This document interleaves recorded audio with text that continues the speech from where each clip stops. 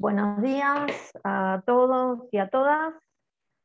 Vamos a continuar con el plenario a cargo de la doctora Cleopatra Barrios, que va a exponer sobre un tema que tituló Gauchos rebeldes santificados en el cine del nordeste argentino.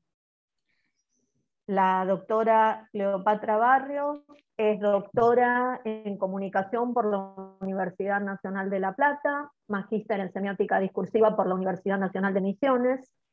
También realizó la licenciatura en comunicación en la Universidad Nacional del Nordeste. Es investigadora asistente del Consejo Nacional de Investigaciones Científicas y Técnicas, CONICET. Integra el Núcleo de Estudios y Documentación de la Imagen, que pertenece al Instituto de Investigaciones Geohistóricas del CONICET y la Universidad Nacional del Nordeste, y es profesora titular regular de la asignatura Semiótica de la Comunicación 2 en la Universidad Nacional del Nordeste.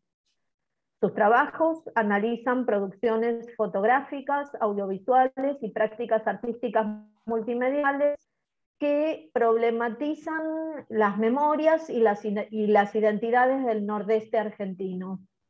Sobre esos temas ha publicado libros, artículos, críticas, también ha dictado charlas, seminarios, conferencias. Entre sus libros podemos mencionar a Loreto, Memoria Guaraní Jesuítica Viva en el Iberá, miradas en torno a su formación histórica, cultural y geográfica, del año 2018, y el libro Otras Pantallas, Luchas Diversas, reflexiones sobre la producción audiovisual del norte argentino, publicado en 2019. Bueno, entonces agradecemos la participación de Cleopatra Barrios, de la doctora Cleopatra Barrios, perdón, en nuestro simposio, y podemos cederle la palabra para comenzar. Bueno, muchas gracias. Gracias por la invitación a ser parte, ¿no?, de este simposio y particularmente de este plenario. Es una oportunidad un poco para hablar un poco de la producción del Nordeste. Bueno, ahí estoy compartiendo pantalla, espero que lo vean. ¿Se está viendo? Sí, perfecto. Sí, bueno, ya lo adelantó Alicia. Bueno, el tema es Gauchos rebeldes santificados en el cine del Nordeste, y el propósito de esta presentación es analizar las historias de gauchos rebeldes santificados, en que un conjunto de producciones contemporáneas ponen en pantalla, y los modos también en que lo realizan, haciendo foco en las propuestas del cine regional producido desde el NEA, con dirección, con participación de gran parte de la producción y elenco y equipo técnico local.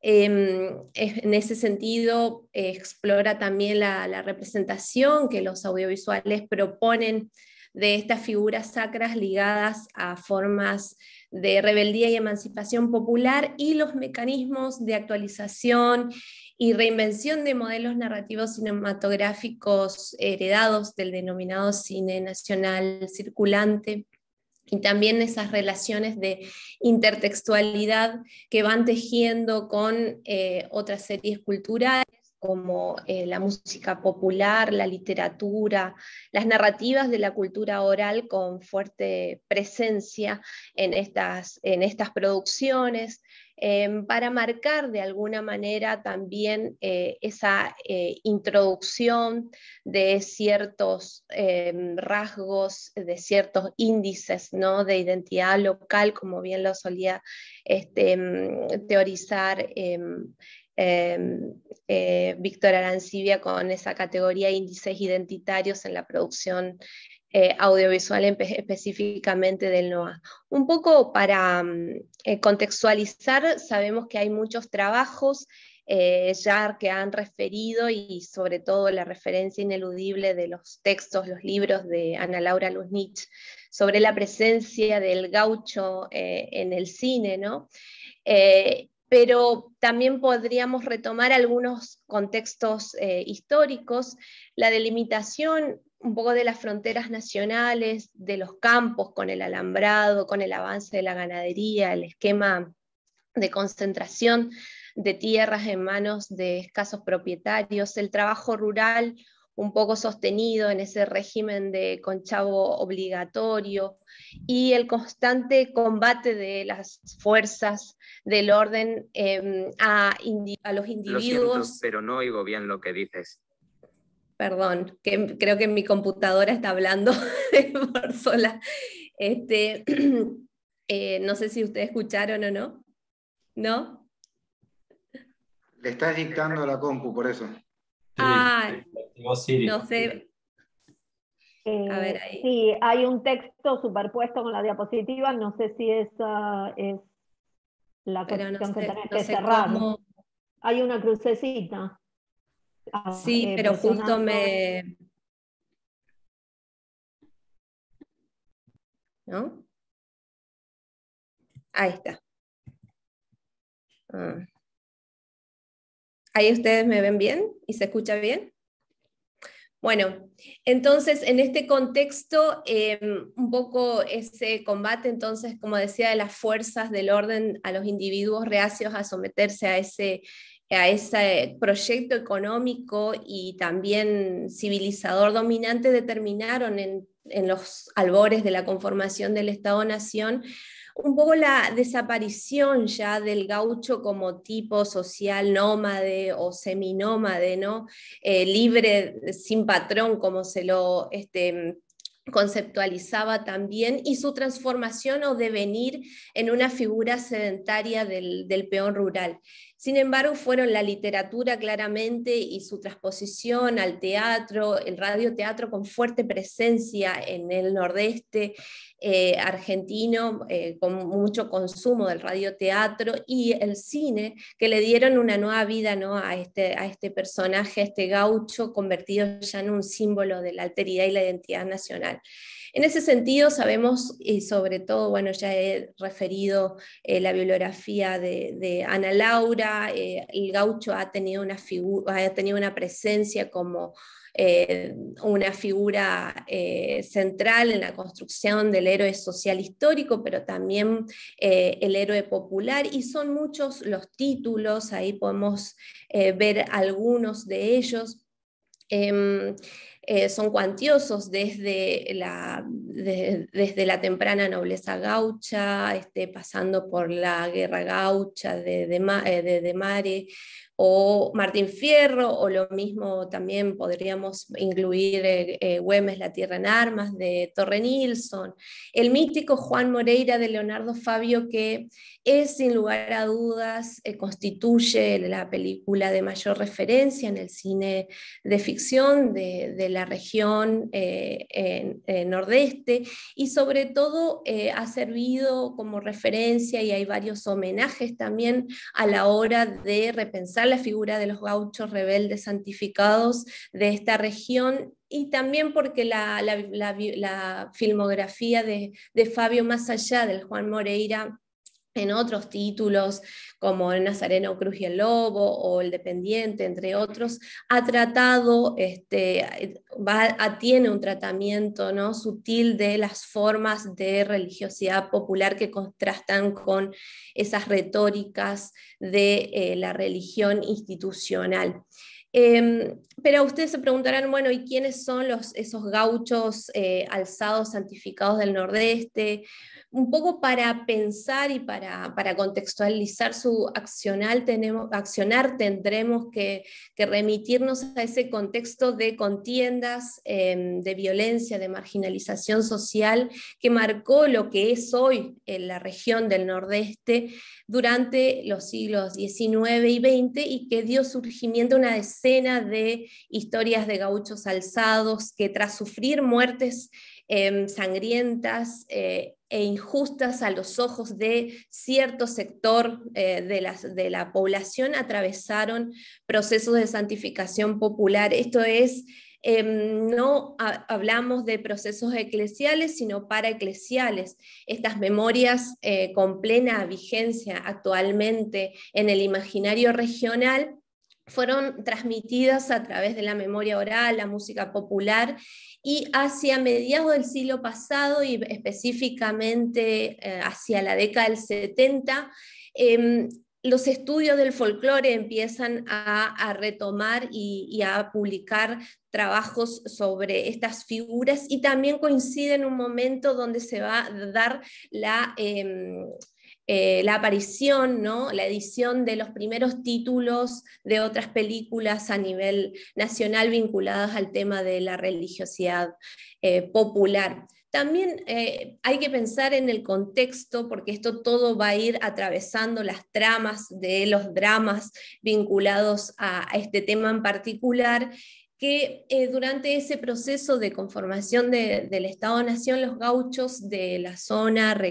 eran reclutados, ¿no?, por el poder central para participar de distintas luchas internas, primero entre los unitarios y federales, en el ámbito específicamente de la provincia de Corrientes, que es la provincia más antigua, mientras que Chaco, Formosa, Misiones eran territorio nacional, ya se estaba en proceso de conformación la provincia de Corrientes. Esos enfrentamientos se daban entre los partidos históricos provinciales, autonomistas y liberales, y hay una contienda en particular que va a atravesar esta región y que va a ser como una herida abierta, que sigue abierta hasta la actualidad, que es la guerra de la Triple Alianza, que es la guerra contra el Paraguay que llevan adelante Argentina, Brasil y Uruguay.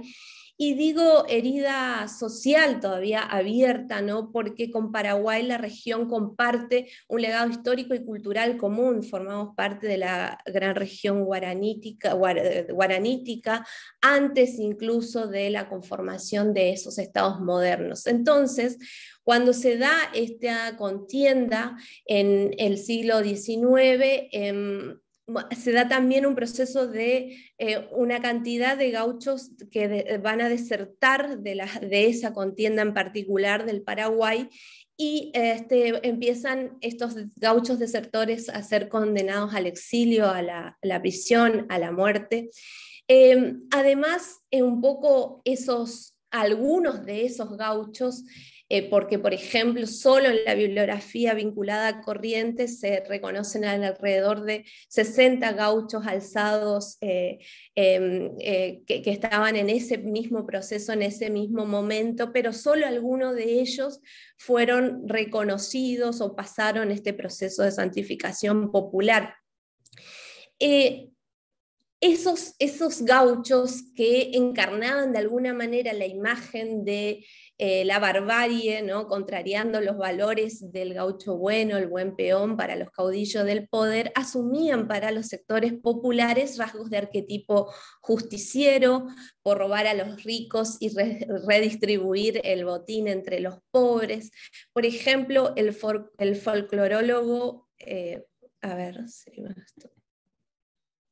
Bien, el folclorólogo Emilio Noya, que había publicado varios artículos hacia los años 70, planteaba que esa remanida frase "roban a los ricos para repartir el botín entre los pobres" hizo carne entre la gente sencilla del pueblo, que de diferentes modos les brindó incondicional adhesión. Esa fama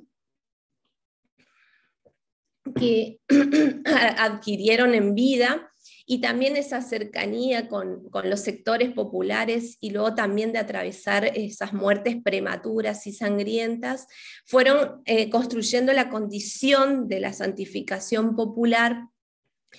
y esas figuras comenzaron a considerarse santos populares tras su muerte. Se destacan en esta zona nombres como José López, Aparicio Altamirano, Legario Álvarez, también conocido como el Gaucho Lega, Antonio María, Juan de la Cruz Quirós, Turquiña, Miguel de Galarza, Isidro Velázquez y el más famoso Antonio Mamerto Gil Núñez, el Gauchito Gil, ¿no? En otras zonas del país se pueden citar varios nombres: Bairoleto, José Francisco Cubillos, Andrés Bazán Frías, que también ha merecido, ¿no?, películas por parte de realizadores de otras regiones del país.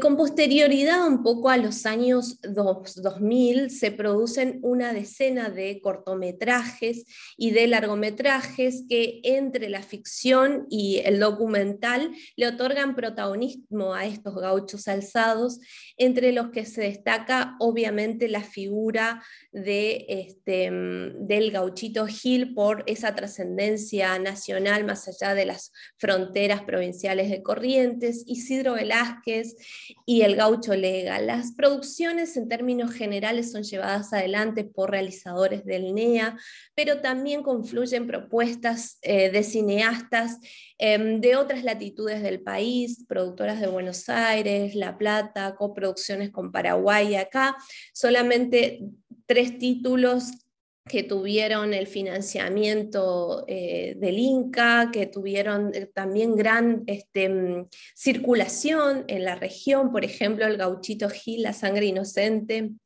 fue la primera gran producción que tuvo un estreno masivo, tanto en Mercedes Corrientes como en la capital de Corrientes, dirigido por Tomás Larrinaga y Ricardo Becher, docuficción que desde la propia el planteo de los realizadores se plantea como un manifiesto neoexpresionista, ¿no?, del cine digital argentino. El último refugio es un documental de Pablo Valente que un poco va a trabajar esa devoción migrante y cómo es llevada a Buenos Aires por esos migrantes correntinos, y también va a tener 2 testimonios de 2 correntinos afincados en Buenos Aires, y también esos nuevos devotos que aparecen ligados al arte, al rock, a la plástica, ¿no?, a las artes visuales.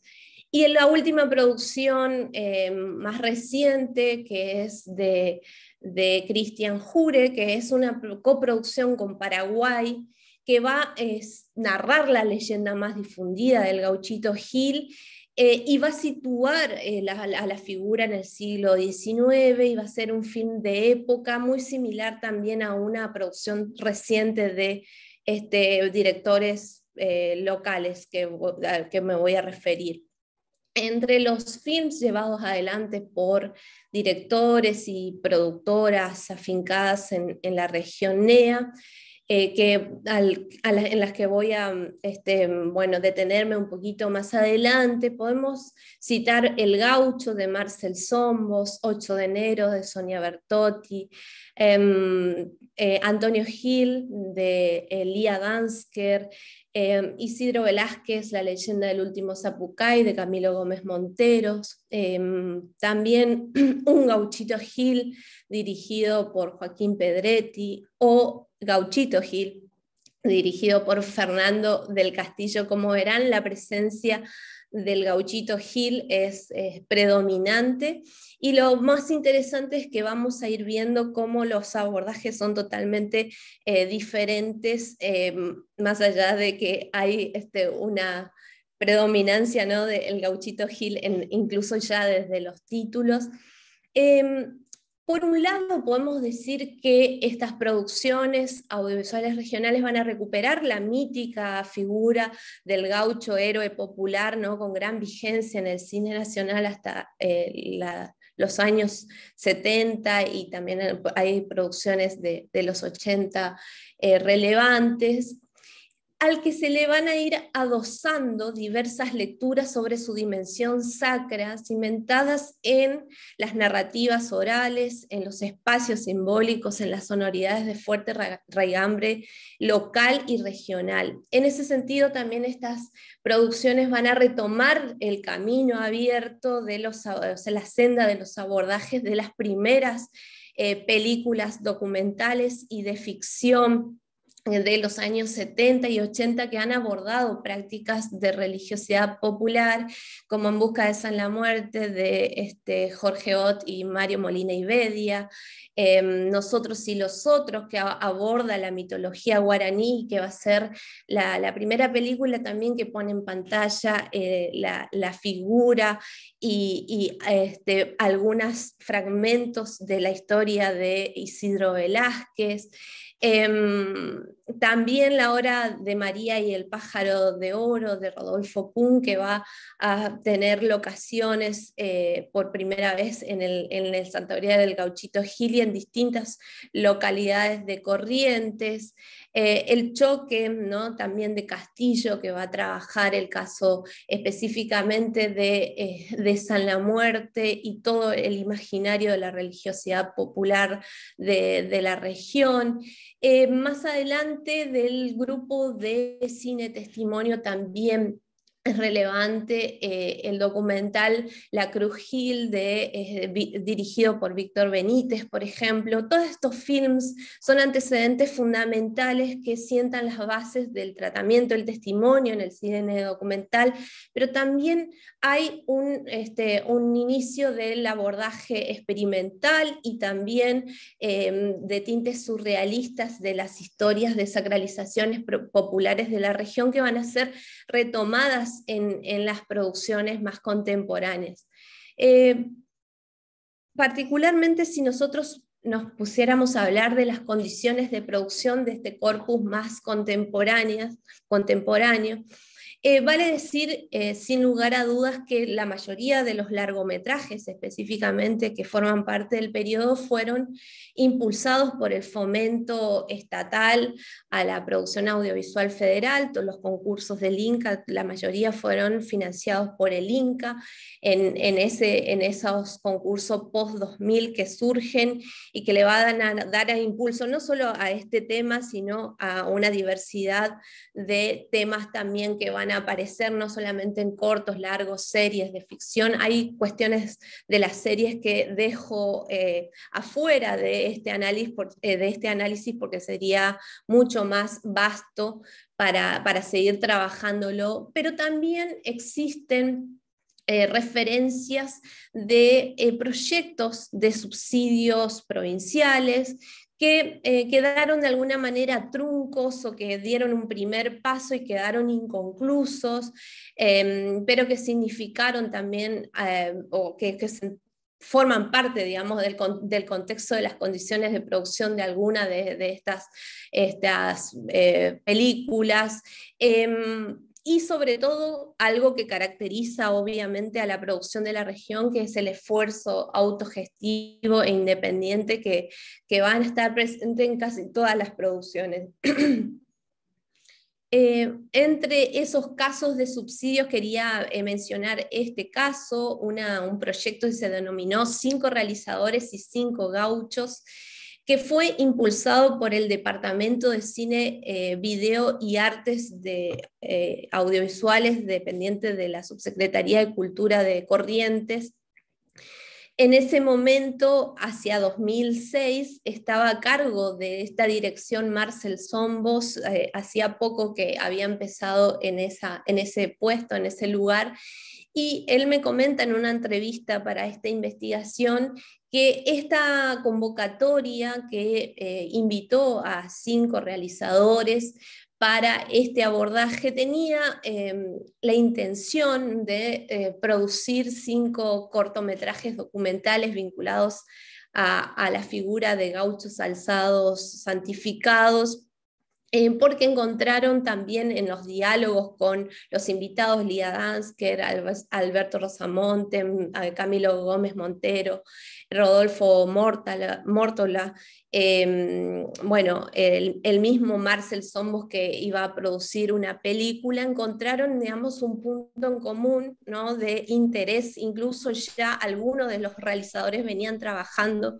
en esta temática por cuestiones de presupuesto, problemas en el pago, y todo eso quedó en stand-by. La intención de la subsecretaría o con la subsecretaría era empezar con el rodaje, con un aporte no solamente en cámara, en plantel de luces, en edición, en video, bueno, en un montón de cuestiones, y muy poco presupuesto. Es interesante revisar el proyecto porque es también una constante en otros proyectos también que circularon, no necesariamente con la temática específicamente de los gauchos, ¿no?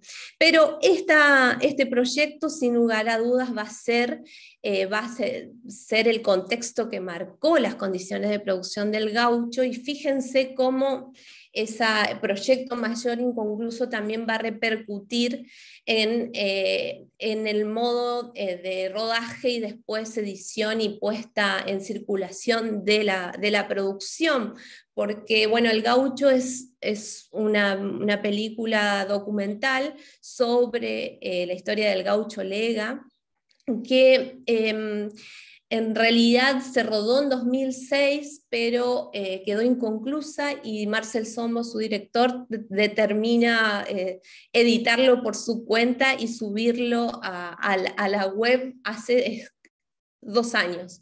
Entonces tenemos un periodo que va de 2006 a 2020 prácticamente, no, a 2019, que esa película estaba ahí en stand-by. Bueno, ¿quién era el gaucho Lega? El gaucho Lega era oriundo de Saladas, una localidad del centro norte de Corrientes, era sargento de la policía, y en tiempos de rivalidades entre los autonomistas y liberales, él mata a un adversario. Él era autonomista, y mata a un liberal, y ahí empieza su historia de gaucho malo, ¿no? Estuvo preso, protagonizó un escape de la cárcel muy recordado, y en su camino de traiciones y venganzas dejó varios muertos, cayó abatido en una emboscada en la zona de Concepción, en la zona de los esteros de Liberá, en mayo, a principios del 1900, y se constituyó en un santo popular porque en torno a su tumba en Saladas empezaron a suceder hechos extraordinarios, se alzaron decenas de altares en la provincia.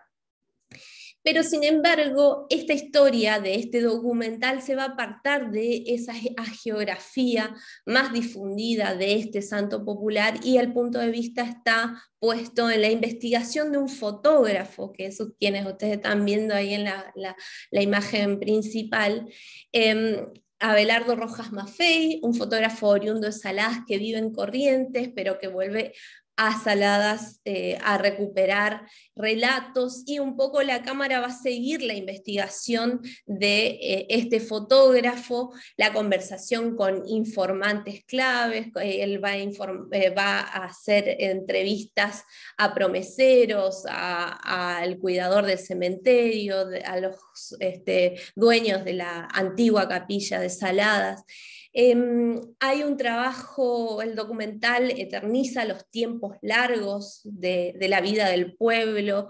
Desde el inicio el film va a capturar el sonido del paso cansino de unos pocos caballos sobre el asfalto que vienen desde las zonas de los parajes rurales para participar de la celebración de la fiesta por el aniversario de la muerte de este gaucho, y culmina enfatizando ese tono rural distintivo con el arribo ya de varios jinetes que se suman a una peregrinación final, que es una de las imágenes que ustedes están viendo. Abundan relatos de promesas, milagros, narrados en primera persona, en primer plano. Algunos planos de detalle van a mostrar las particularidades de las manos, de los rostros de los paisanos curtidos por el trabajo en el campo.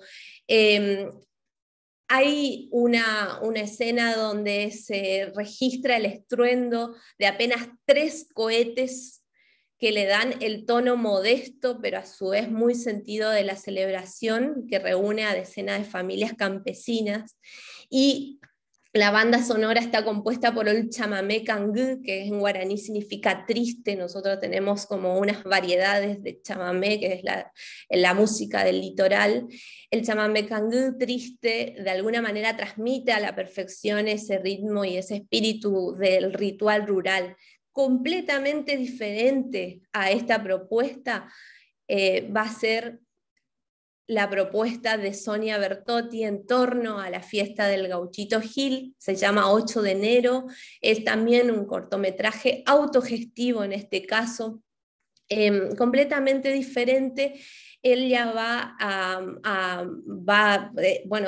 Sonia Bertotti es una cineasta chaqueña destacada por una vasta producción de videoclips de bandas de folk rock, pop contemporáneas locales, cortometrajes dinámicos, ajustados a una velocidad más bien urbana, y ella se encuentra cómoda grabando en este documental con cámara en mano y tomas directas, el frenesí festivo que despliegan, a diferencia un poco de lo que sucedía con Lega, una multitud de más de 300.000 personas provenientes no solo de Corrientes, sino de todo el país, agolpadas en la zona del santuario mercedeño. Las diferentes tonalidades de voces recuperadas en breves entrevistas que realiza al paso Sonia va a dar cuenta también de la diversidad de procedencias de los protagonistas de la manifestación.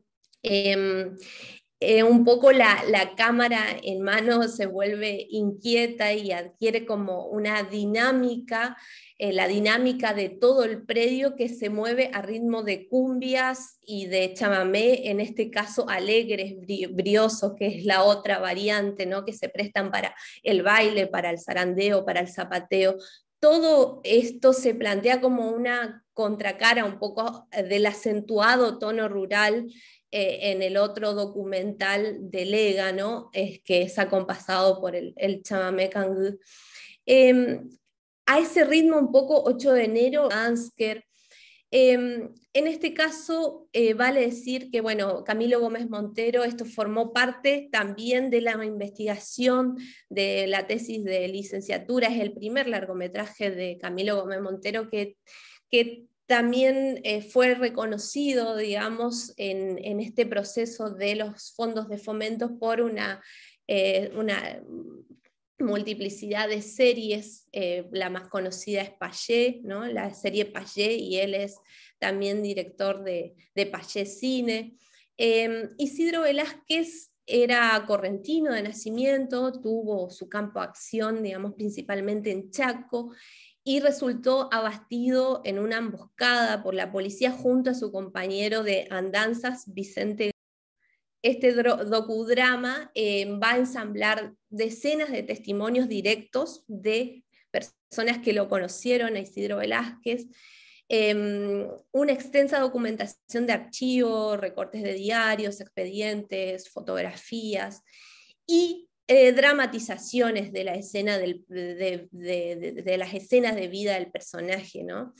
En primer lugar, podríamos decir que la narración claramente despliega un gesto de urgente y necesario en ese momento, orientado a visibilizar las memorias que habían sido censuradas tras la muerte de este rebelde, porque vale mencionar que una vez muertos Vicente Gauna y Velázquez, la gente se agolpaba en el cementerio para visitar sus tumbas, y el gobierno de Onganía prohibió visitarlas.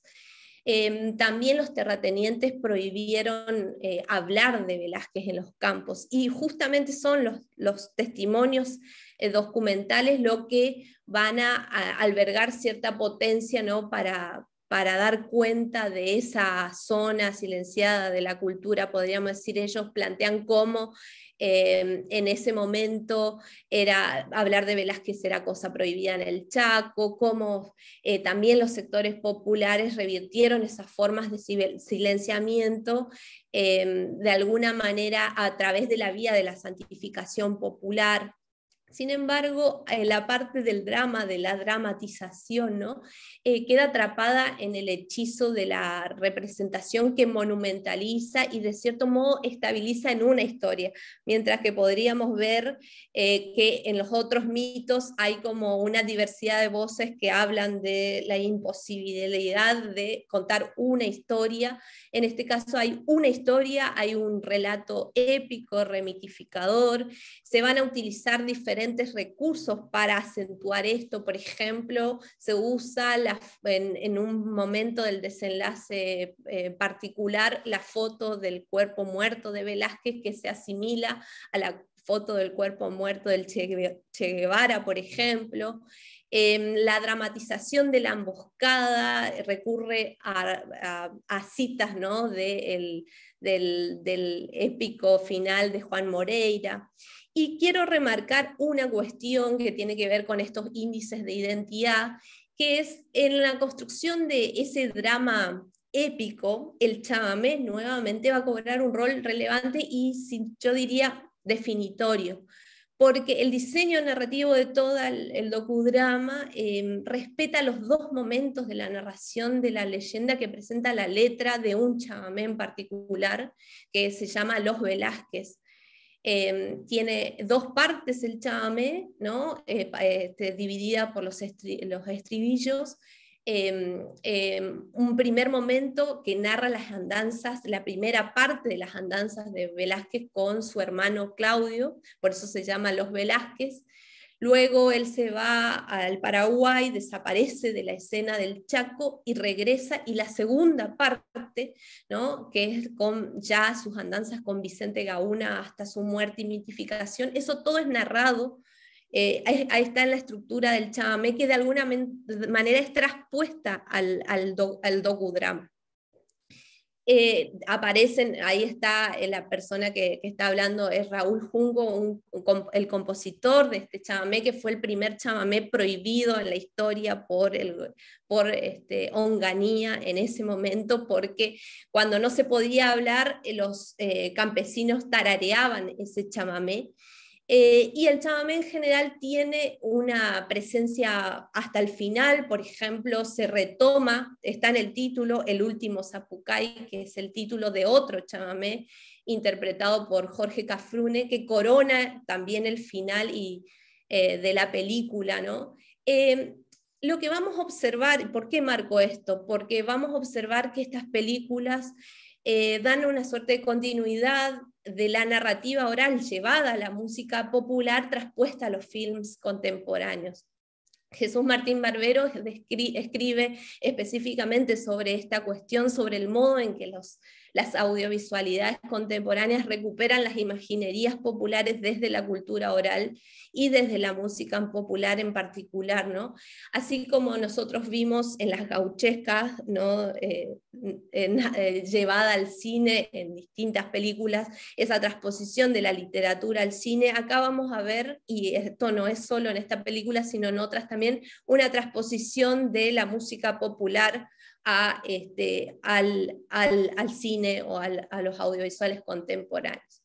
En ese sentido también podríamos inscribir la búsqueda de Fernando del Castillo, que es esta película Gauchito Gil de 2020, que elabora un film biográfico del Gauchito Gil como héroe popular, basado en la geografía más difundida por la memoria oral.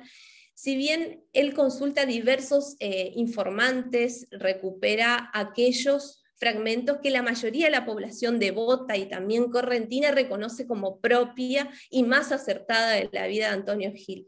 Y en esto, o sea, cuáles fueran las representaciones que se fueron estabilizando en la memoria oral, en esto tiene nuevamente mucha relevancia el chamamé.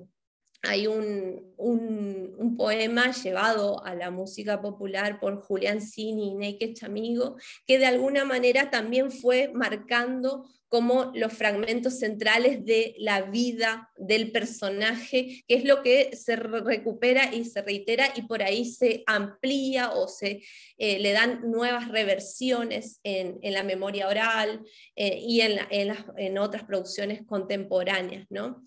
En el caso del Castillo, él no cita el chamamé, sino directamente dice: yo hago esto a partir de los relatos orales. Él formula un film biográfico de este héroe y recupera elementos del western gauchesco. Es una película de ambientación histórica, esta se vincula mucho con la de Cristian Jure que les había comentado.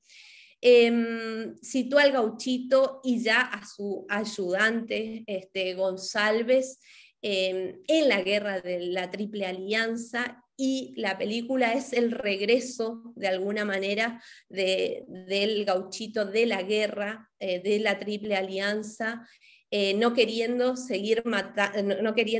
matar más gente, básicamente, ¿no? Esa guerra que atravesó y que de alguna manera fue brutal específicamente para los correntinos, ¿no?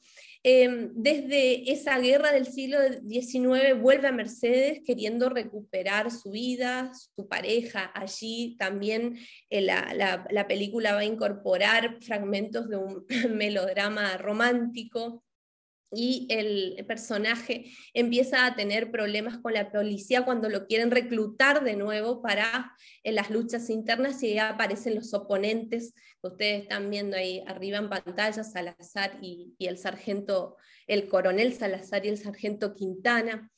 En ese marco, el gauchito, protagonizado por Roberto Vallejos, empieza su derrotero de desertor camino a la frontera.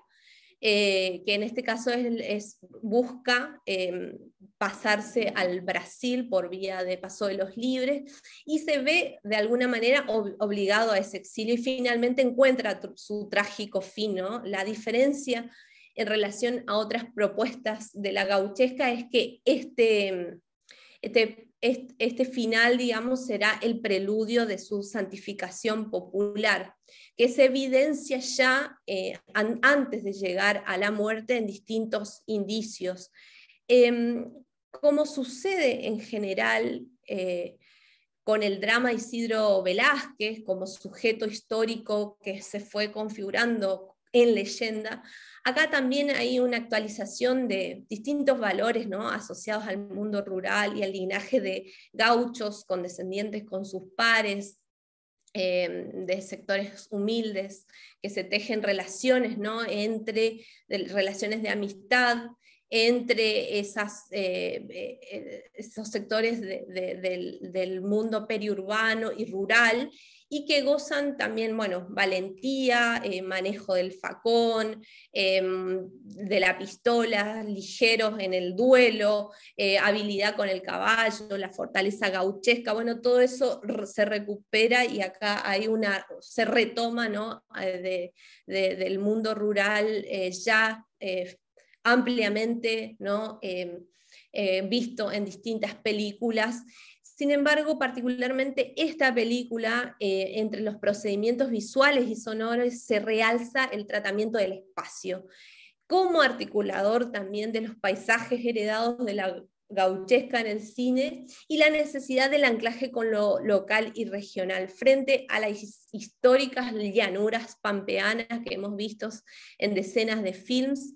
Resalta la omnipresencia completamente de las llanuras del sur correntino, se construye como una llanura inmensa, infinita, que luego se conecta con los campos de espinillares propio de la zona del Payubre, donde fue degollado Antonio Gil, y que cualquier correntino reconocería como propio. En una entrevista para esta investigación también, Fernando del Castillo dice que él empezó a pensar esta película ya en 2013 aproximadamente, viendo las locaciones y componiendo la película en función de ellos. Concibe a lo natural como testigo de lo ocurrido. Hay algo que se insiste, que es pensar de que por esos paisajes, por esos lugares pasó Antonio Gil realmente. En ese sentido también cobran protagonismo unas noches azules misteriosas que se conciben como prácticamente como cuadros que se asemejan a pinturas que le otorgan un carácter dramático y misterioso a la película, pero también al propio personaje, ¿no? Hay una cuestión final para resaltar de muchas otras, que es la decisión estética y conceptual que llama poderosamente la atención y que marca un quiebre con las representaciones precedentes del Gauchito Gil en el cine y en otras prácticas del arte visual, particularmente. Más allá de la que es la predominancia específicamente de todo su universo teñido de celeste azul. En las narraciones más antiguas de los pobladores del Payubre está latente la imagen de la Cruz Gil, que antes de aparecer la imagen de un gaucho humano era una cruz, a la que se le dejaban banderas, ¿no? como ofrenda. Y hay una imagen latente que está en la memoria oral de que antes eran banderas rojas y celestes. Y dicen que en un principio fueron incluso más celestes que rojas. Eso yo también lo puedo relevar en mi trabajo de campo en Mercedes. Aunque la geografía más difundida habla de su pertenencia con el Partido Federal y su adhesión, ¿no? a los ideales federales, del Castillo reacciona sutilmente a la estereotipia, digamos, del gaucho pampeano, de boleadoras, de Chiripá, que es la imagen más difundida del gauchito Gil, que desde Corrientes no se asumen como propias, dicen que no es el gaucho correntino. Entonces recupera el sombrero, la camisa, la alpargata, la vestimenta más típica correntina, y un modo de andar, de decir, y también ese azul celeste de las primeras banderolas que se emparentan con el carácter también de las noches azules del sur correntino que son traspuestas en esta película, que es algo que también me pareció interesante. Bueno, por último, creo que ya estoy en tiempo y me voy a detener en la última película, Un Gauchito Gil, de Joaquín Pedretti, también sobre el Gauchito Gil, pero fíjense, bueno, esta película es el primer largometraje de este director correntino y surge de un proyecto, ganó el premio, un premio del concurso del Raimundo Gleiser, de largometraje, a diferencia un poco de las otras concursos, ¿no? que financiaron las otras películas. Fue filmada en 2017, a diferencia también, fíjense acá la cuestión del paisaje, que va a ser fundamental para pensar, ¿no? estas figuras. Esta película fue rodada en los esteros de Liberá, es el corazón de Corrientes, que es un gran corazón de agua, ¿no? del acuífero, forma parte, ¿no? del acuífero guaraní más extendido. Fue rodado en diferentes localidades y zonas rurales también de la zona de Liberá. Es planteado casi como un viaje alucinado a ese corazón de los esteros. Ya no vamos a ver las llanuras infinitas, sino vamos a ver un estero infinito. Y un poco a ese viaje el espectador ingresa a través de un montaje de cuadros, ¿no? visuales y sonoros, que por momentos son abstractos y surreales para seguir el derrotero de un peón rural, ¿no? que es el protagonista, que luego se va a transfigurar a lo largo de la historia en el héroe popular, en el Gauchito Gil.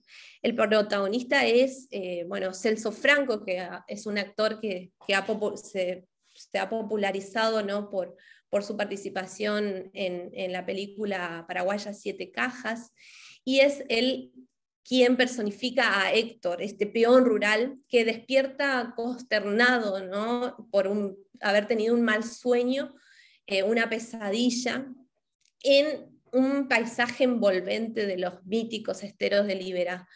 Las figuras de la pesadilla vuelven constantemente y le recuerdan haber perdido a un mitaí, en guaraní es criatura, ¿no?, un chico, en un accidente. Y eso, él como fantasmas, de alguna manera, esas imágenes lo persiguen y lo empujan a atravesar montes, hay montes, ¿sí?, lagunas y bañados de ese territorio que se plantea como extraño, ¿no?, y que de alguna manera encierra al personaje.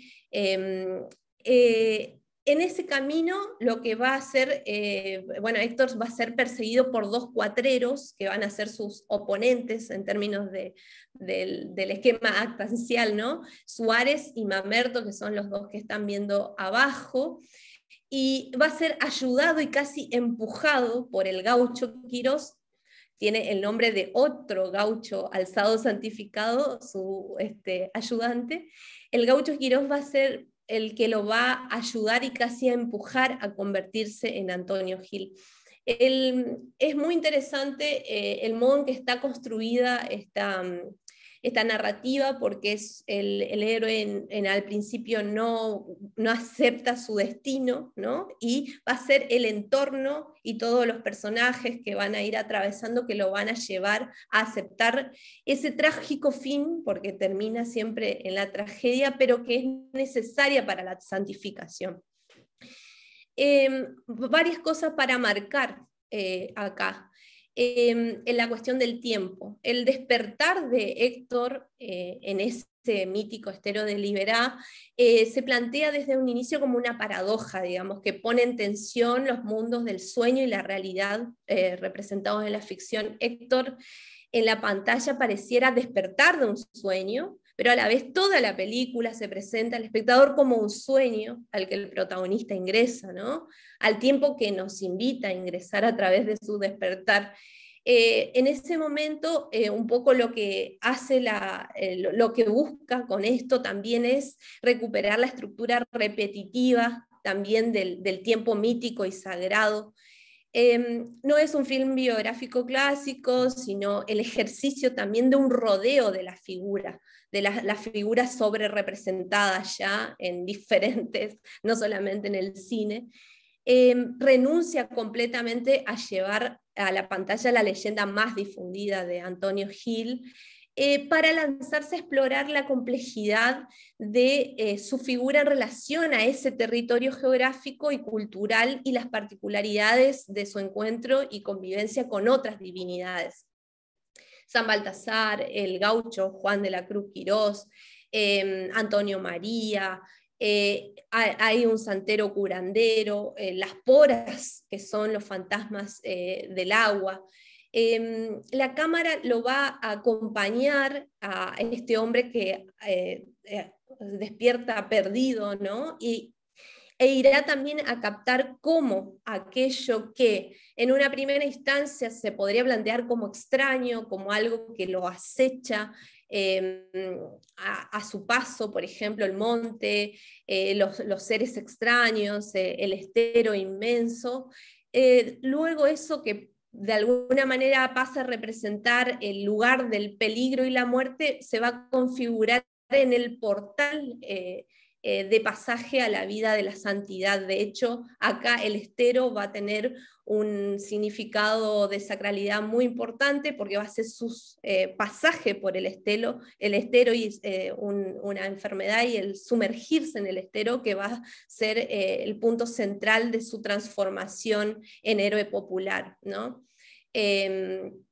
Bueno, finalmente podemos decir que en ese trayecto el texto audiovisual va a escenificar también metáforas de presagios y símbolos que condensan sentidos diversos sobre el territorio, o sea, la fe, la muerte, el sacrificio. Por ejemplo, todos los senderos de la travesía se cubren de esqueletos de vacunos disecados, se reitera la escena del ternero degollado, ¿no? Que va a teñir también al estero de rojo, y ahí hay un componente bíblico, en una simbología bíblica constante. Un chajá, que es un pájaro, ¿no? de las zonas del nordeste, advierte completamente el peligro. Hay un pastizal que es devorado por el fuego, hay una figura de la doliente, ¿no? Que llora mientras que de hecho Héctor le mira la cara a la muerte. Hay un montón de elementos, pero hay que remarcar una cuestión que es para un espectador conocedor, digamos. Hay un montón de elementos que quizás la película resulta siendo hermética para alguien que no forma parte de esta cultura en la que estamos inmersos, y para mí es muy fácil identificar, para otros quizás no lo sea así. Bueno, todo. Y hay una cuestión otra vez con la música y con la literatura en particular en esta película, y con esto cierro. Un chamamé, cangú, de nuevo, triste, acongojado, anuncia constantemente la despedida. El chamamé que se escucha y que, digamos, se pone en escena a partir de los chamameceros locales que se ponen en escena también en esa travesía, es En tu ventana, que es un chamamé muy conocido en el campo y particularmente en la zona de los esteros, de Ferrada Campos y Tránsito Cocomarola, que es el padre del género del chamamé. Fíjense que la letra del chamamé habla de la despedida, que va a despedir a una mujer, ¿no? Es sobre le da la despedida a una mujer, es una relación amorosa. Sin embargo, acá no es, o sea, sí importa la idea de que es una despedida, pero lo que más importa es el sonido y la tristeza del chamamé cangú, del chamamé triste, digamos, en su género en sí. Entonces, esa despedida va a seguir hasta que, bueno, se da el trágico fin y la transformación de alguna manera de Héctor en el héroe popular. También vale decir que vamos a ver que el mundo sonoro de la película actualiza sonidos de la naturaleza liberada. Hay una predominancia del ritmo y de la cadencia de este chamamé, también en los tiempos de la película, y que le va como imprimiendo la tristeza al ambiente, y se destaca nuevamente en este chamamé, como ustedes ven allí. Por ejemplo, dice: con lágrimas en los ojos, adiós ingrata de Betae, que te he de decir, y así sucesivamente. Todo el chamamé es una mezcla de español y guaraní, el chopara, nuevamente como índice de anclaje identitario. Y la otra importancia de relaciones de intertextualidad que marco en esta película es la presencia de la literatura, ¿no? De la poética de Francisco de Madariaga, que es bueno, uno de los referentes también, que ha pintado con la literatura toda la zona de Liberá y de la vida del gaucho de Liberá. Particularmente esa poética de Francisco de Madariaga está constantemente desde el inicio en un recitado que realiza el ayudante de Héctor, ¿no? El ayudante, que es el gaucho Quirós, que es el ayudante que lo va a ayudar a la travesía. La introducción y la recurrencia, digamos, de la voz de Madariaga corporizada en el Gaucho Quirós no es inocente, de algún modo. Esa relación de intertextualidad reproduce y extiende esa orientación de defensa del gaucho a través de la mitificación de su carácter y del espacio en que habita, que según sostienen los críticos literarios caracterizó a la propuesta de este escritor particularmente. Bueno, para ir haciendo algunas notas finales, las producciones de este corpus se caracterizan obviamente por la inclusión de documentales, testimoniales, ficciones espectaculares y de corte más bien experimental, donde se van a cruzar antiguas y nuevas iconografías de gauchos rebeldes y milagrosos, la mixtura de lenguajes, de géneros, de temporalidades. En cuanto a lo que se representa, que habíamos planteado para analizar, vamos a observar que las búsquedas son heterogéneas y diferenciales. Mientras algunas propuestas buscan llevar a pantalla las leyendas, las hagiografías más difundidas de determinado santo, recuperar representaciones de mayor circulación en la memoria oral, otras miradas buscan visibilizar lo invisibilizado, remitificar héroes populares prohibidos por cierto régimen de poder, o bien ejercitan un rodeo de esas figuras y representaciones estabilizadas, digamos, para plantear propuestas que audiovisualizan, podríamos decir, el paisaje sensorial que constituyen los rituales, las prácticas de rememoración, las texturas, los cuerpos, las sonoridades, las tonalidades de las fiestas, e incluso llegando a cartografiar zonas más amplias del mundo mítico, religioso del Nordeste, en los que estas figuras específicas se insertan.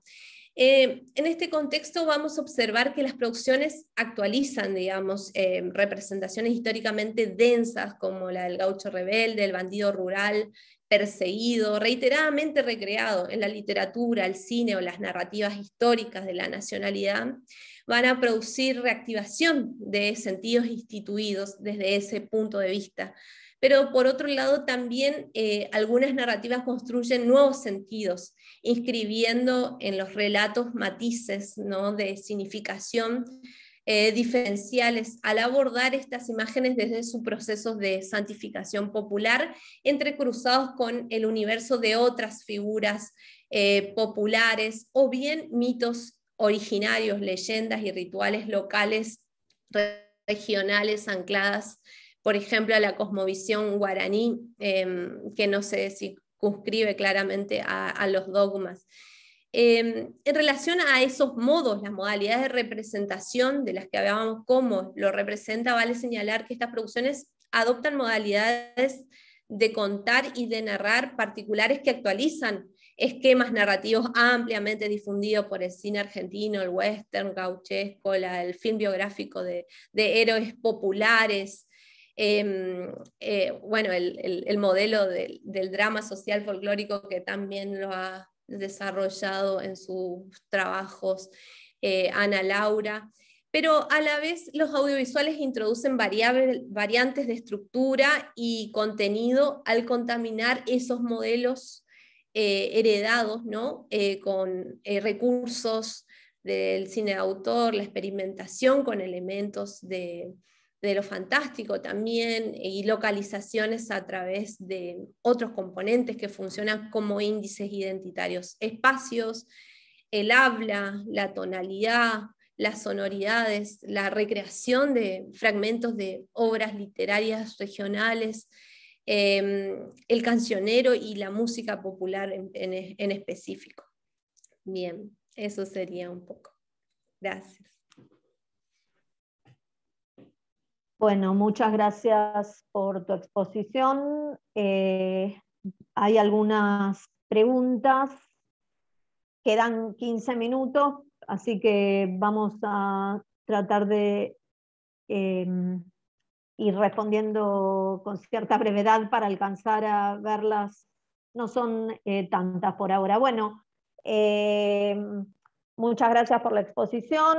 Acá Jorge Sala había dejado por escrito la pregunta acerca de si en relación a los films que trabajan sobre la figura de Isidro Velázquez, alguno había trabajado con el texto de Roberto Carri sobre el tema.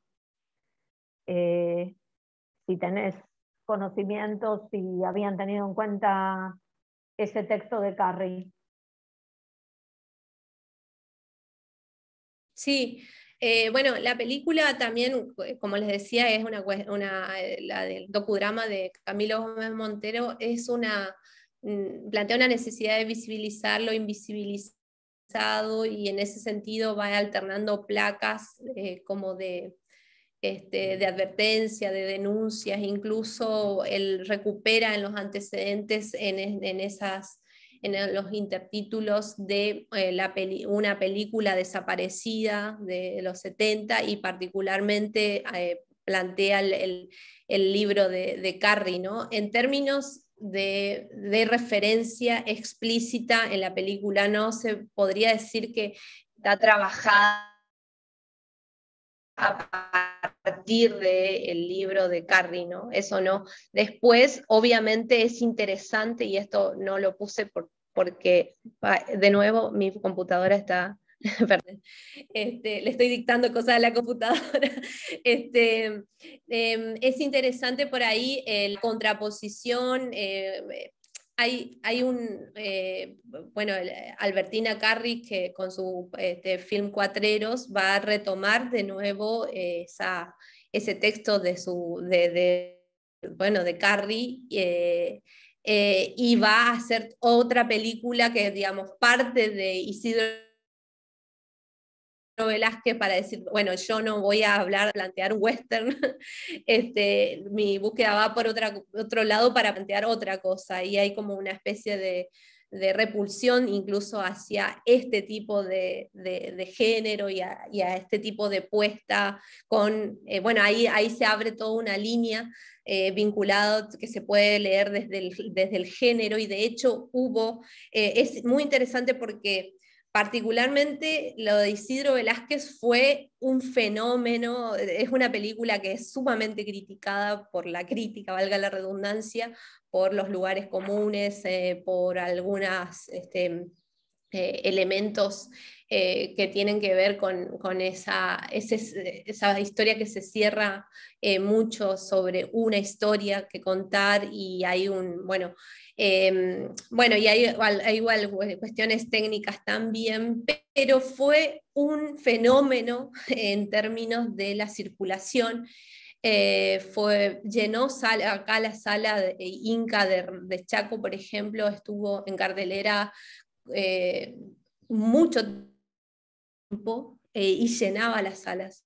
Y la gente iba, y nosotros incluso hicimos un foro debate con el director, con los actores. Es muy importante, una cosa que no dije, yo lo he trabajado en otros trabajos, el protagonista del drama, ¿no? De la parte dramática del docudrama, es su sobrino, y él lo buscó por el parecido que tenía con el padre, y hay toda una rama de la familia muy presente también en la producción del film, y sucedían cosas increíbles porque se pasaba la película y la gente empezaba a hablar de Velázquez, y empezaba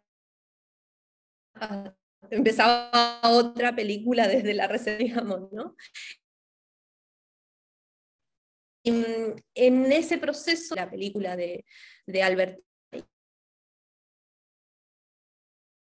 hubo todo un movimiento también de los movimientos feministas y demás. Luego, volviendo a ver la película en otras salas, las fustigaron, digamos. Entonces fue ovacionada, generó, creo que una de las películas de mayor vistas en YouTube que tiene de este corte en la región.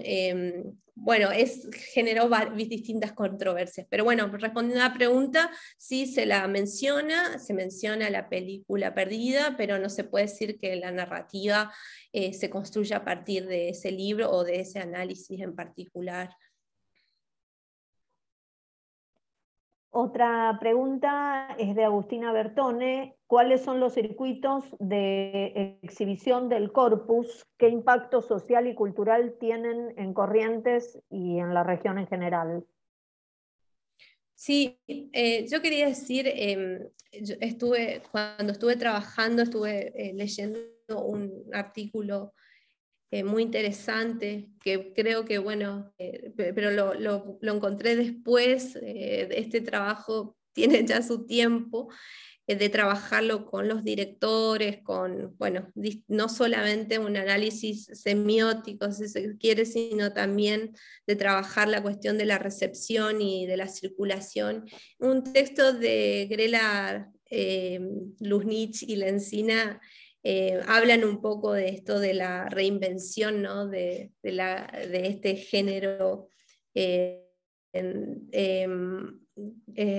del cine histórico. Ellas hablan de un nuevo cine histórico gauchesco, ¿no?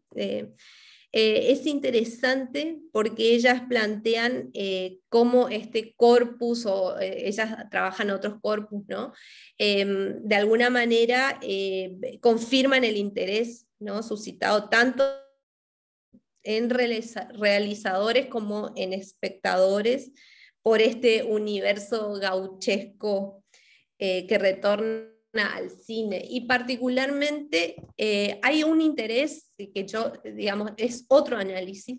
Todas las películas, sobre todo las películas de ficción, incluso la más críptica, la que podía ser más críptica, la experimental de Pedretti, tiene muchísima participación de la gente de los esteros de Liberá, de la gente de la zona del campo, y en las proyecciones, en todos los estrenos, iba toda la gente que participó en el rodaje, y todas las proyecciones han sido multitudinarias. Y hay un interés incluso de estos realizadores de que sea así. En el caso de Isidro Velázquez fue lo mismo, llevar a las familias, a los vecinos de todo el Chaco que conocieron, que no conocieron a Isidro. Se generaban debates a favor y en contra sobre Isidro, pero todas bueno, les dije que estuvo en cartelera en el caso de Isidro mucho tiempo en la Sala del Inca. En el caso de Pedretti se hizo por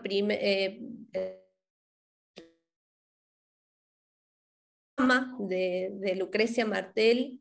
Fue una de las primeras películas que se estrenó en las salas vinculadas al circuito de los casinos, que son donde bajan las películas taquilleras de Hollywood, digamos, y nunca se pasa cine regional.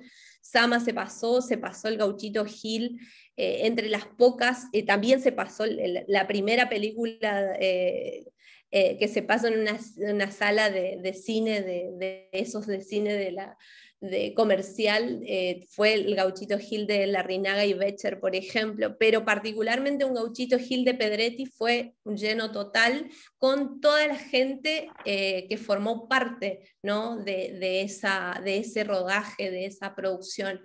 Y es interesante cómo se va componiendo ese público. Y una cuestión más que no dije y que es muy importante, que todas las películas del Gauchito Gil, todos los largometrajes, son ofrendas. Sus directores se identifican como devotos y son ofrendas al Gauchito Gil. En el caso, el último estreno de Gauchito Gil del Castillo, fue también, se proyectó, por ejemplo, eso salió la circulación a través de Cinear porque fue en pandemia, el estreno, el primer estreno presencial fue en Tecnópolis, también lleno, porque era la primera vez también después de la pandemia que se hacía un estreno de cine en Tecnópolis, y se hizo un estreno en Corrientes Capital, en el anfiteatro donde se hace la fiesta del chamamé, el anfiteatro más importante de Corrientes, al aire libre, lleno también. Y una de las cuestiones que enfatizan los directores es llegar al público, ¿no? Es llegar al público, devoto, no devoto, específicamente correntino, o de la región, Y bueno, pero particularmente hay una intención de hacer circular las películas lo más que se pueda. Un Gauchito Gil, por su factura, la de Pedretti, tuvo mucha circulación en festivales internacionales. Se estrenó primero en los festivales de India, de Brasil, bueno, ya no me recuerdo ahora, pero hay una lista larga de festivales. Este sí fue una película que tuvo un circuito de festivales. Por ejemplo, la de Lia Dansker, por ejemplo, el largometraje también se estrenó en Bafisi y fue quizás uno de los estrenos que menos tuvo circulación masiva en Corrientes o en Mercedes. Ella se estrenó, yo también estuve en el estreno del 2013 en el Bafisi en Buenos Aires, a sala llena y como fue el primer estreno, pero después no tuvo circulación porque no hubo también quizás un trabajo de ponerlo a circular. Se estrenó un festival acá local, pero no hubo mucho trabajo en la prensa y en la difusión para que también convocara. En ese caso sí me llamó la atención, por ejemplo, de que se la puso, bueno, más allá de los estrenos, fíjense que a veces se programan en las salas Inca, y en la sala Inca cuando se programó por primera vez en Resistencia, a diferencia de lo que pasó con Isidro Velázquez, yo fui, habían 3 personas en la sala y me pareció raro eso, por ejemplo.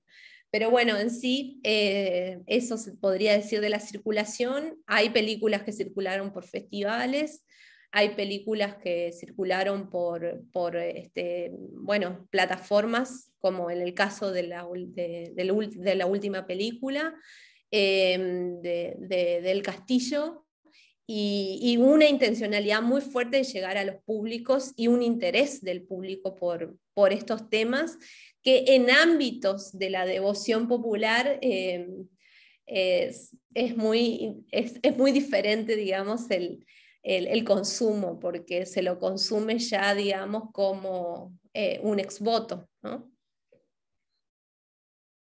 Bueno, leo la última pregunta. Estamos ya en el horario, entonces podemos tomar 5 minutos más para no excedernos y dejar un tiempo de descanso. Así que la tomamos y nos excedemos solo 5 minutos. Es de Paula Laguarda, dice que es muy buena la exposición y que pregunta si además del corto de Sonia Bertotti, podés plantear qué lugar tienen los espacios urbanos y las devociones contemporáneas en esa producción regional.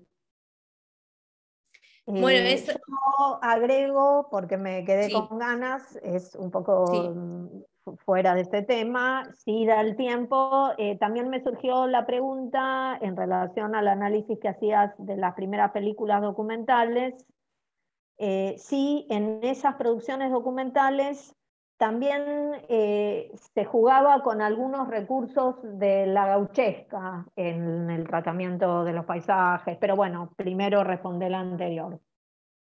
Sí, bueno, la presencia de lo urbano. En realidad, el corto de Sonia Bertotti hay como un ritmo, ¿no? Un ritmo muy propio de lo urbano y una sonoridad y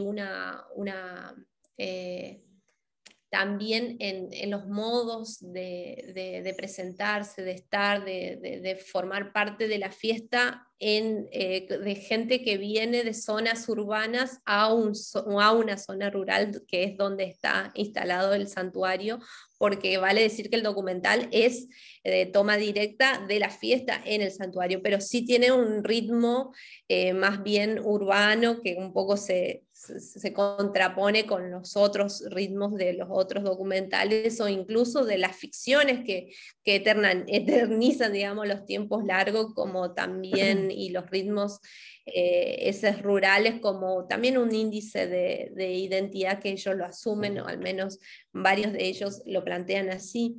en las entrevistas. No hay como una... Es interesante también eso en el tema de la narrativa gauchesca, cuando uno piensa en esas dicotomías, por ejemplo, campo-ciudad, que se daban muy presente, por ejemplo, en la película del Castillo, o bueno, la ciudad y la civilización está circunscripta, por ejemplo, a la oficina, bueno, no digo oficina, sino el lugar donde están el coronel Salazar, ese espacio interno, ¿no? Del lugar, del cuartel, podríamos decir, del cuartel y de la oficina del coronel, y después todo es campo, es todo hay una intencionalidad de campo más campo más campo, ¿no? De esa zona, recurrir todo el tiempo a ese campo más campo, que era la zona de andanzas y también que domina, ¿no? El personaje principal, que domina el personaje principal. Las referencias a la ciudad están en la oralidad, en parte de las pláticas, digamos, por decirlo así, pero nunca hay una presencia de la ciudad, por ejemplo. No hay personajes que van del campo a la ciudad, por decirlo así, en la construcción de la narrativa. Eso es muy interesante porque siempre está situada en el campo y en la zona de fronteras, siempre la frontera con Brasil o con Paraguay, pero siempre son las zonas rurales. Eso en relación a eso, y vos me habías preguntado, perdón, creo que se cortó. No, yo me Hola. había silenciado. Sí. No, me quedé pensando si en los documentales habías encontrado ciertos recursos de la gauchesca, porque me pareció muy interesante el análisis que hiciste en relación a esos recursos en las ficciones, y pensé que quizás también, si bien tenían más centralidad los rituales, otros aspectos, pero que se emplearan recursos de la gauchesca. No tanto, no, porque hay como, incluso fíjate vos que hay algo, yo que trabajé fotografía, la foto fija de los rituales y demás, hay más presencia en la fotografía de eternizar ciertos estereotipos, porque hay como una sobrerepresentación del propio devoto, que se viste como, que actúa como, etcétera, y hay como una reproducción digamos, de toda la imaginería de la gauchesca encarnada en las agrupaciones tradicionalistas que forman parte de los grupos de devotos, etcétera, todo eso. Pero fíjense que en los documentales hay como una intencionalidad por lo menos estos que analicé, de apartarse de esos estereotipos. Incluso en el documental de Lega, es un documental que, si bien aparecen los gauchos, los jinetes, no hay una estereotipa de la gauchesca, de la ficción, para nada, digamos. Hay una búsqueda del testimonio, de remarcar algunas cuestiones que tienen que ver con, como les decía ahí, particularmente en el caso de Lega, de su adscripción al campo, pero desde el trabajo real en el campo, ¿no? No hay una estereotipia, y ahí sí, yo creo que esa parte de todos los documentales se pueden leer en términos de, por ejemplo, las búsquedas de los documentales.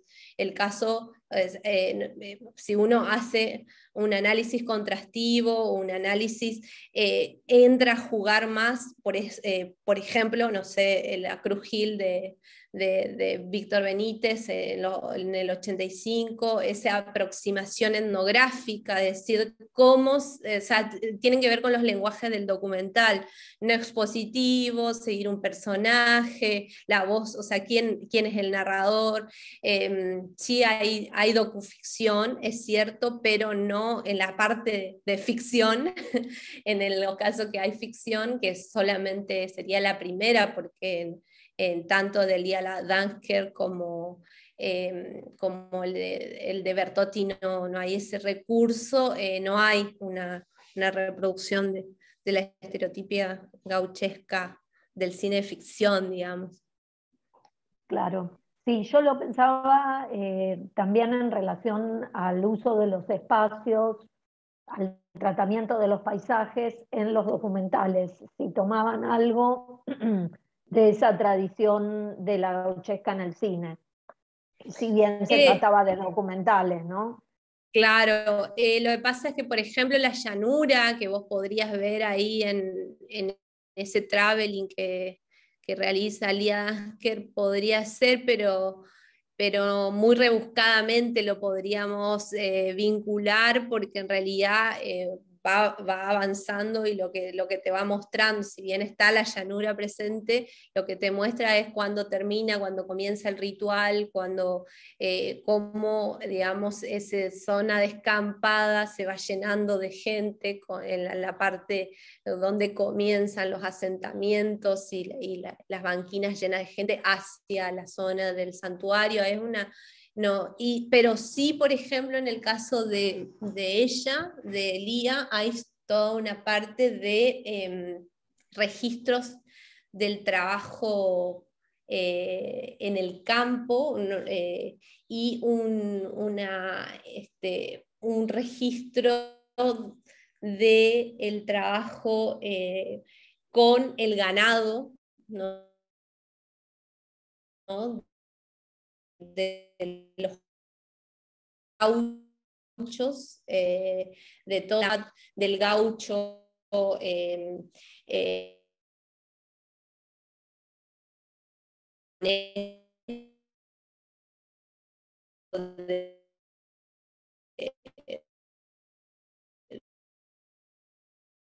de los animales.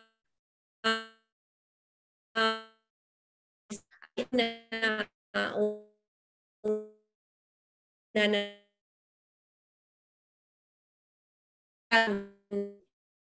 de los registros, pero no termina de cerrar como con otro lado. Pero sí hay elementos, por ejemplo, en el caso, por ejemplo, uno de los primeros que nosotros vamos a ver es un habilidoso del facón carneando un animal, por ejemplo, ¿no? Y esa cosa que está muy presente, ¿no? De la carne, de la habilidad con el facón, y eso quizás son elementos del gaucho, ¿no? Que podríamos ver en otros films, pero son como fragmentos, te diría que nos cierran en el concepto global que se quiere mostrar, digamos, como historia general. Bueno, muchas gracias. Vamos a cerrar entonces el plenario. Hay muchos mensajes Gracias a agradeciendo todas y y todos. felicitando por la presentación. Muy interesante todo el trabajo que expusiste, así que nos vemos Bueno, nos vemos más tarde. en la próxima Gracias. mesa, que aquí ya está publicada a las 3 de la tarde. Bueno, Bueno, gracias. gracias. Hasta luego.